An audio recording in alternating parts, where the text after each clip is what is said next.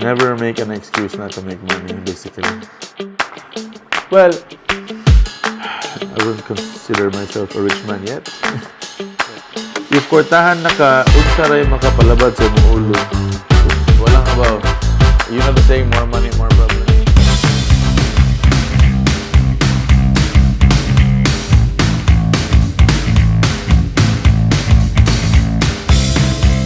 Hi guys! It's been a while since we did this. So, you've asked me your questions, and now we've picked, as usual, 30 questions out of the hundreds that we're in. And then we're going to answer them. Let's go. What advice can you give to the younger generation about finance and money spending habits? Okay. So guys, I'm not the best person to ask. Okay, but I have bad spending habits. But in general, I would say that, well, this is my opinion, okay? So other people will give you other opinions. But for me, well, first of all, you have to make money so you can spend money, right? So once, let's say you made money, all right? So you made enough money so you can spend. So, well, I would tell you the generic answer to allocate a percentage for spending and shit like that. Allocate for investment or for spending. Percentage-wise, that's up to you. But me, I like to do like maybe 50-50. 50-50. I will spend half of what I make and then save and invest the rest. Alright? Because for me, I like to live in the moment. You know, we never know until when we're gonna be here. So I don't wanna, you know, work until I die and not spend my money. I don't wanna wait to spend my money. I'm gonna spend it now. I may not make as much as if I kept a lot of it, but I wouldn't have also had as much fun. So, yeah. Basta importante, na dyan mabili na yun yung gusto tanan. How do you balance finances when you like to gamble? Okay, so guys, gambling is all about risk management, right? So just like in business or investment, it's risk management. So doing business is also like gambling. So important thing is you have your numbers right, right? So you guys know I like to play poker. And poker is a numbers game, right? So it may look like gambling to the layman, but if you're a real poker player, you know it's not gambling. If you're good, you have the edge. If you know your math, you know your probabilities for cards, you really win. Alright, so same as the first question, it's all about allocation, you know, so there's this, in gambling, in risk-taking, there's always higher risk, lower risk. So important thing is you set aside a certain amount to do high risk and set a certain amount to do low to medium risks. Basically, that's it. Will you have a meet and greet with fans soon? Nabi manungha. Depende kung ganahan mo, why not? You know, we can do this if you guys want. If a lot of people want to do this, we can do that. I don't know. You can always meet me in the mall or restaurants and say hi. Don't be shy to ask for a photo. I don't bite. How to be successful maski na ara sa Cebu nagpuyo? Well, I don't think being in Cebu is a deterrent to making money, right? So, I mean, when you're a businessman, you always use your surroundings and opportunities in your favor. So, like, if you're in Cebu, so unsa may kusog sa Cebu, like what businesses can you use Cebu, right? So there's a lot of beaches, or you can be a scuba instructor, or you know, a tourist guide, or you can do tourist van businesses na kuha ng mga tourists, or you can do like apartels, hotels near tourist spots, daghan. So it really depends on what you think the market is. So first you figure out the market of the place, whether it be Cebu or wherever, kung unsay mo halin dito, and then you do business. Simple. Never make an excuse not to make money, basically. Boss Chase, unsay paborito nimo nga street food? Sawa na kabaw, ganahan ko street food. So kanitanan, kanon din ako, kanang gisulti, kuy fishball, siomay, taugi, lumpia, whatever, bulaklak, tanan. wala ko yung certain favorite guys. Kung saan ako makita niya, init or whatever, I'll eat that. Like, wala na appeal rin ang balot. Ganun mo rin akong i-dakan sa pair. 3 daily habits you had that got you where you are now. Okay, this is a good question. 3 daily habits. 1 is always wake the fuck up early. So like, I think I've said this before, na the more hours you have to your day, like the more, like I think I replied to this in a story once, if I remember correctly. Like the more hours you have in your day, the more edge you'll have in competition or the other. Well, everybody else is competition to me.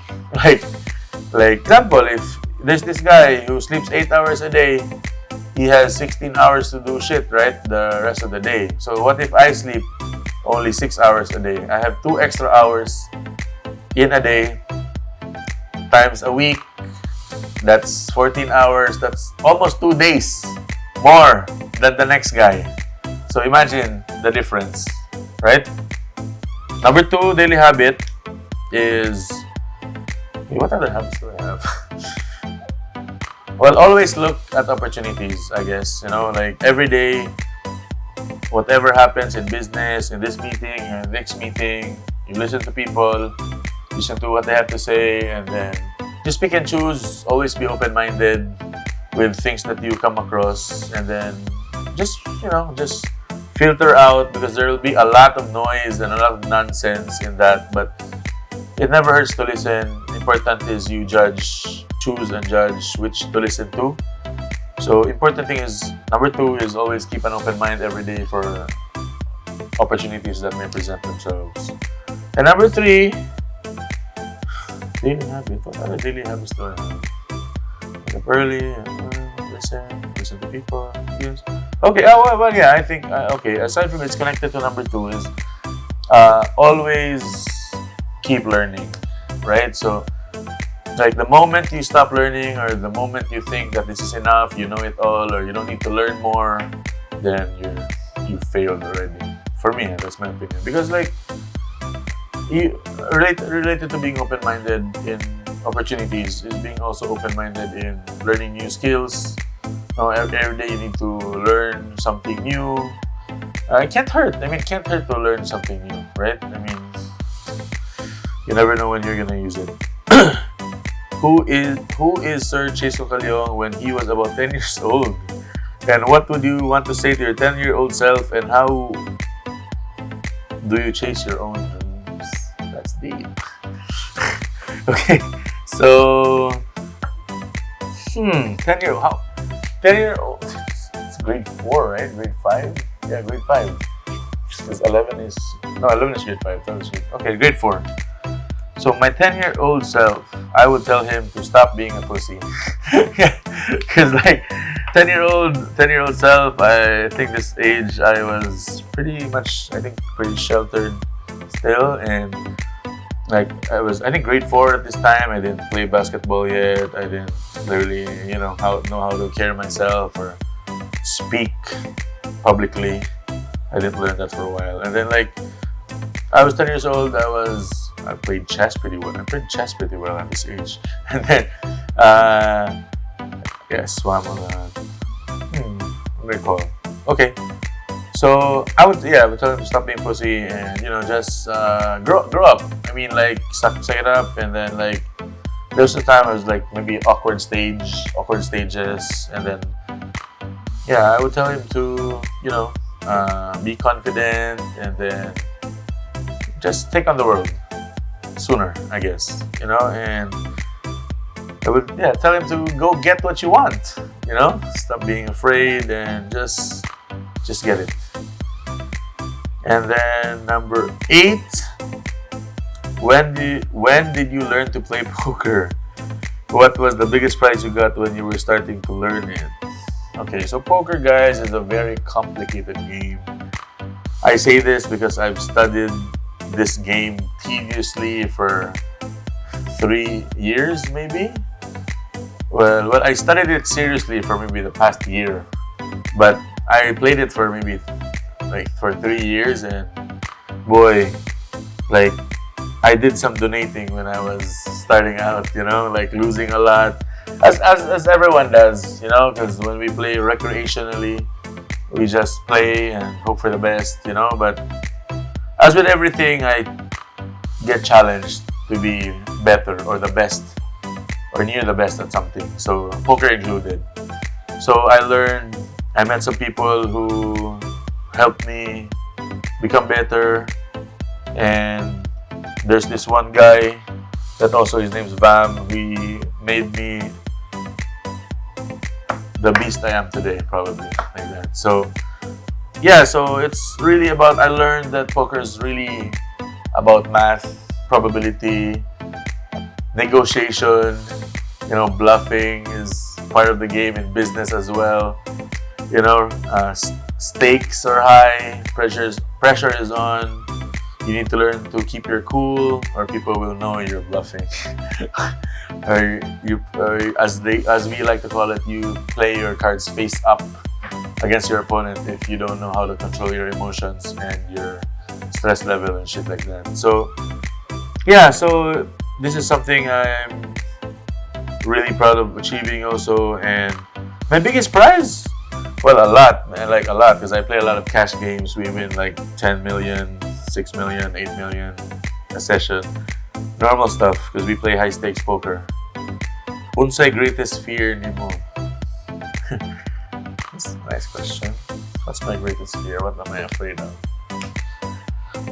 Well, a lot of people would say failing, probably, but no, I'm not afraid to fail. So I guess like failing is a part of learning and growing and succeeding. So for me, my greatest fear, if I had to say, is probably fear of not trying or not giving my best at something. Because or regretting something, for like regretting not doing it or regretting not trying it. So I would say I would try almost anything once.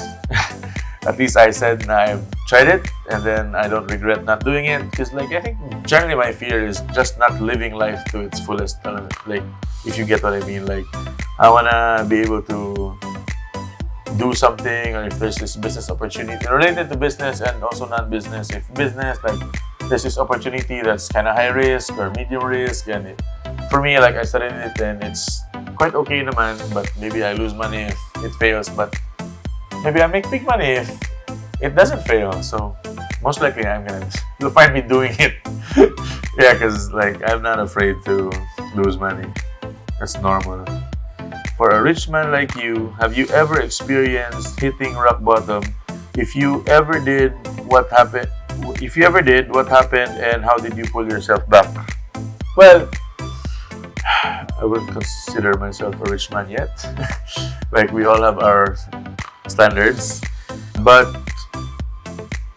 yeah, rock bottom is pretty normal. I think it depends on what you consider rock bottom. Because as I answered the earlier questions, rock bottom is maybe failing in a business, going to zero, getting back up, starting. When I started out, early 20s, I've tried my bank account was always zero. So always zero, because every time I would have money, I would invest. I would spend half and then invest half in a business or in an opportunity. And at that time, we're not very sharp. I wasn't very sharp on picking out which business was good, which opportunity was good, and shit like that. So a lot of times failed, got back to zero, saved up again, started up. Pretty normal. I think it's pretty normal if you ask any businessman if they hit rock bottom or money problems and capital problems. Pretty normal. Pretty normal.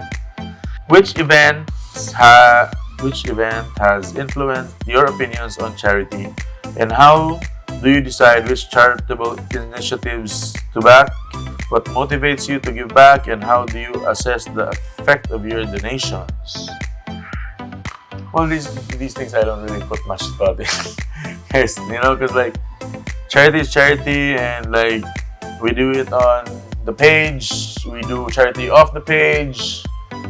So basically, it's just that So to answer the question, I just realized that, well, money is good to have, like a lot of it, but basically at the end of the day, money is a tool. Money is a tool to make me happy, my family happy, my friends happy, and why not other people happy, right? So basically it's a tool, and as long as there's some surplus of it, we'll try to spread it around and make other people happy. Basically, that's the point. And like, obviously we pick good causes for charity that we do outside the social media page, the stuff you won't see on my page, and the stuff you see on my page are more like the fun stuff, just to give people entertainment. Have you ever wondered what it would be like if Chiso Kaliong was somebody else, and instead you are just an ordinary person hoping to win one of his giveaways? Okay, so I'm gonna put myself in your shoes, and then easy. I would still join the giveaways because everything is free, is nice. Even if the chance is slim because many people join, it's nothing to lose, right? All the giveaways are fucking free, right? And so, like, we never ask for payment. That's why, please don't get scammed by people who ask for money and shit like that. Because I would never ask you for money to join giveaways. Alright, so yeah, so I would still join, but of course I would still be working. I'm not gonna be just relying on hoping and winning to win money and shit. I'm gonna do my work, daily job, and giveaways are a bonus. I mean, wow, nothing to lose. When can you say na okay na to, no need to work more, I'm happy and satisfied with my life na, it's time to relax and spend time with my whole life with family?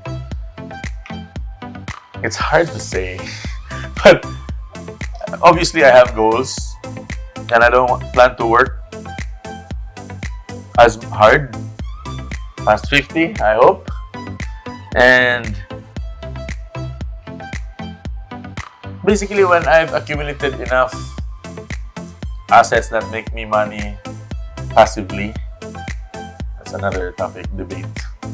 Like, enough passive income, because I say that debate because there's no such thing as passive income, right? There's such thing as like constant, maybe cash flow every month, but it's never passive because you have to do something to get that money, right? So basically, if my monthly cash flow is, I don't know if I have a number in my head yet, but it's enough to sustain what I want to buy and shit like that, then I guess we'll get there. We'll get there. But definitely not that big of a number. Yeah. Do you also dream of having a normal life despite all the richness and abundance in your life? If yes, what's the one thing you want to do as a normal person that you can't do right now? Oh, that's a tough one. Tough question. Okay. Number one, I don't dream of having a normal life. I just read the question again. I don't want a normal life. Right? I want to live an extraordinary life. Right? So, yeah, I don't want to live a normal life, guys. 15 pala to. Sorry, 15. So halfway. What was your fond memories when you were a child that you will never forget, that until now brings joy to your heart? Shit. Cheesy stuff. Okay. So, fond memories when I was a kid that I never forget. Well, I don't know, I love to eat, guys. So most of the memories when I was a kid was eating shit. So like snacks and stuff like that. So when I was a kid, my parents were pretty strict on like budget sa bahay and stuff like that. So like I always remember that I would enjoy like eating snacks at home, like noodles and sliced bread, I guess. Like it's a weird thing, but that's always what I remember when I think back to my childhood and stuff like that. Noodles, like Lucky Me instant noodles and sliced bread. How do you manage the legacy of the Kakalyong Empire with your own dreams? Oh, this is my favorite question so far. because I struggle because I struggle with this every day. Yeah, whoever made this question needs to win a prize. Okay, we'll find out who it is. Yeah, so it's a daily struggle for me, like being a good son, I guess, and also living up to the legacy, like protecting the legacy of my dad and our family by working here sa like shipping namin and stuff like that. And also I want also to build my own legacy as Chase, right? So it's always a constant push and pull for me. But at the end of the day, I always make sure to do my duties as a son first, and then after that, I can work on my own legacy. It's very complicated to talk about here, but we can do another episode on that if you guys want. Let me know. But yeah, it's constant push and pull. What's a purchase you made early on that felt like you made it moment? Ah, shit. That's a hard one. Hard one. Because, okay, this is almost an impossible question to answer because I don't think I made it yet, you know? So, like, there's nothing that I bought yet that lets me feel that I made it because, again, I don't think I'm very far from where I want to be. Like, don't get me wrong, I'm happy with where I am, but I'm still far from where I want to be, right? So with purchases, I bought like shit ton of stuff. I mean, you guys have seen me unbox millions of stuff, millions worth of stuff, watches, designer shit, and everything, collectibles. But wala pang isa dyan na I can say that I've made it moment. Malayo pa. I'll let you guys know when the time comes. You see, this is a long question. You see, juggling career or business while raising children is not like a walk in the park. Yes, true. These are instances that we miss. There are instances that we miss an important milestone or events in our children's lives due to work and many other things. What do you think is the best advice you can give to women who previously their lives are their career but suddenly change the moment they're raising children? I would like to stress this question to all single mothers out there trying to work their ass off to survive not only for themselves but also for their children. Additionally, there are also women who continuously work in behalf of their husbands because there are so many others out there that despite having husbands or partners, it's them who are trying to make a living for everyone. And as a very successful businessman yourself, I wouldn't say your family life is perfect. Hence, what is the best advice you can give to properly manage time between family and career? How about it? Okay, it's the longest question ever. Okay, so guys, yeah, if you want to live a perfect life, that's impossible because there's no such thing as a perfect life. And like, especially with career-driven people like myself, and the one who was asking this question clearly has a lot on her plate. I guess you will never be able to please everyone because there's only how many hours in a day you can give. And syempre, for breadwinners like us, it's the work, our job, and making money is really the priority. So if you say here that there's your partner who's not working, then balance it out and have them take the kids to school or attend the events sa school, and we can attend the big events lang like graduation bar, stuff like that. I mean, they eventually understand. Like, because it's impossible to get everything you want done. You have to pick and choose, dude. Okay, impossible if you want to be mom of the year and you also want to be businesswoman of the year, then you're delusional because that's not happening. Because I know I'm not dad of the year either because I miss so much shit with my kids' stuff because I'm here working for them, right? I mean, eventually they'll get that. Yeah, so guys, at the end of the day, I mean, you have to find the correct balance. But bottom line is, mas maikog ko kung wala ko ipakaon sa mga bata kaysa maikog kung hawa ko sa ilang show or whatever sa school, right? So, choose what's more important, guys. I mean, they'll grow up and understand. They'll have to go through the same thing when they have kids anyway. If kwartahan na ka, unsa ray makapalabad sa imong ulo. Sus, wala ka ba? You know the saying, more money, more problems? That's fucking true. Like, yeah, the more, so assuming you have more money, so meaning you have a bigger business, sad, di ba? Or multiple businesses. So meaning, more businesses, more headache, dude, di ba? And like, you'll have to deal with other problems also, like people borrowing money, not paying you back, or shit like that. Kaya kung kay kwarta, huwag mo utang ni mo. Diba? So, minus na sa labad. Then, many things, like, yeah, comes with that. But I'd rather be the one na utangan kasi ako yung mga utang. So, bahala na. Diba? Take on those problems. Diploma o diskarte at bakit? Oh, I like this question. Second favorite question. I think they're equally important, guys. So so some people don't have the means to get a diploma, right? And some people have the means to get a diploma, but that doesn't mean to say one will be more successful than the other. Because I will bet on a lot of people nga walay diploma nga may diskarte kaysa people nga may diploma nga wala sa diskarte sa church.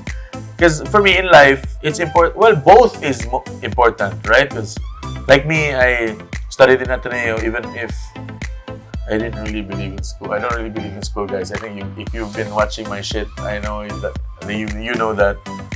Because I believe in like life experience, work experience, and diskarte overall over diploma and what school shit can teach you. But social norms dictate us to have a diploma, and it's a requirement to have a job and shit like that. So just fucking get one and do your work. You know, diskarte na ka on what you want to do with your life and find ways to make money and stuff like that. But at the end of the day, the point I want to drive at here is you don't need a diploma to be successful. Bisan pag wala kay means para mong eskwela or whatever. I mean, sa diskarte alone can feed your family. Or I know people nga wala na kahuman ng eskwela. Daghan ka, even close friends of mine. But they're very successful in life now because diskarte sila, no? Trabaho din sila and they will find ways to be successful. Like failing is not an option in their mind. What's your biggest challenge that you want to overcome in the future? Biggest challenge. Well, I wanna, like right now, I'm where I'm at, and I feel that right now there's this glass ceiling that's preventing me from going to the next level, I guess. I mean, that's what's in here. So, I wanna find that thing, or that business, or that person, or whoever that will help me break that glass ceiling and get to the next level. So that's my mindset right now. Because right now, I think at this level, I've done what I need to do, and I've opened multiple businesses, set everything up, and I want to get to that next level. So I'll let you know when I get there. Beyond wealth and family, what purpose do you find in the quiet moments of self-reflection? When I'm not thinking about money or family, what am I thinking about? Nothing much really. but if I had to give one answer, it would be how can I use my wealth to impact other people, I guess. You have to find ways na sustainable, because like right now, like we give and we do charity, we help, we try to help people, you know, randomly, strangers, stuff like that. But to what end? I mean, that's always my thoughts, man. To what end? Yes, I'm helping him now, but it's not a forever solution, diba? So I always like to think on what like forever solution can we give people to be able to help them, you know, fully ba? Help them fully, jud nga. Dili lang karon lang na problem, but to improve their lives, basically. What life lesson Will you teach your kids now that you had learned from your father's teachings before? Well, this is easy. Just like my father, like basically what I've learned from my father that I want to pass down to my children is definitely, hard work. Hard work, waking up early. These are the shit that I got from my dad. Hard work, waking up early, keeping your word, So really these three things are most important, I guess, that I got from my dad. As a collector, what's one piece in your collection that holds the most sentimental value, and what's the story behind it? So actually, guys, I don't have a favorite piece. I don't really have favorites. So if you ask me my favorite watch, I don't have a favorite watch. My favorite bottle of whiskey, I really don't have one. I can answer most expensive, but favorite, not so much. Because I don't know, like even favorite food, I can't really answer. I like them all equally. Because I wouldn't have bought them if I didn't like them. Next. With your success in business and the influence you've built, what's one unconventional or bold move you've made that significantly contributed to your growth, and how do you stay grounded while managing such a large empire? Well, I don't think I have such a large empire yet, but hopefully we'll get there. And the question is, what bold move did I do? Basically, I would say like believing in myself and always have this mindset that you cannot fail. I call it like an alpha mentality. Like if you have this alpha mentality that you will always come out on top, you will win, like failing is not an option. It's what you manifest, right? You guys love saying manifest. I don't really like using the term, but if that's what your mindset is, that alpha mentality I talk about, it's what you attract also, diba? So if you believe na did you come up building, you don't lose, you always win, you will always succeed, you will not fail, then you won't. Of course, you always have to do the work. So then you pwede believe tanan. But basically, that's it. Next is, how do you stay motivated when things get tough? But things are always tough, guys. So I motivate myself by painting a picture in my head na I'm getting there. I'm still not there, but I have a goal. So it always helps to have a goal. Like my goal is to get to this next point. And to get to that next point, I need to do this. And if there are bumps in the road and shit like that, well, we'll have to get across, right? So, I don't know. I don't know, man. I'm never not motivated to get shit done. So, I guess, I think that's one thing you guys can learn. Don't ayaw isalay yung success sa kung motivated mo, dili, di ba? Just do the fucking work. So, if you were to be born again, would you live your life differently or you'll not change anything at all? Well, it would be easy to say nga i-erase to mga mistakes sa una siguro, but I don't think so. At the end of the day, I think the mistakes that I've made also led to my decisions now, and I think they've led to where I am now. So no, I would not change anything. So I believe in the butterfly effect. So okay, the last three questions are on my phone. Did you really trust yourself that someday you'll be successful? Hell yes. I just answered similar question before. But yeah, there's no other person you can trust to get shit done but yourself. Second to last question, how old were you when you had your first 1 million? Pesos ni or dollar? Okay, kung peso, not that hard. I mean, like, maybe after 2 years, maybe I was 22. 22? Yeah, 21, 22. 1 million? Yeah, that's 1 million is really not much, guys, these days. And if dollar, 1 million is like 55 million pesos. Yeah, I didn't make that much money until much later. Maybe around 4 years ago. How old am I now? 30. Maybe I was like 2019, maybe 2020, 2019, 2020. That range that I made my first million in dollars, probably.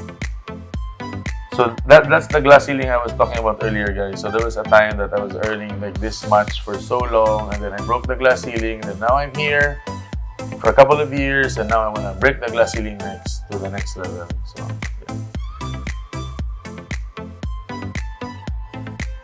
Billion peso na ang next goal. Wala ka ng $1 billion, layo pa naman. Sige lang. Last question. No, it is funny. Would you rather be able to talk to animals or speak every language? I would probably choose speak every language.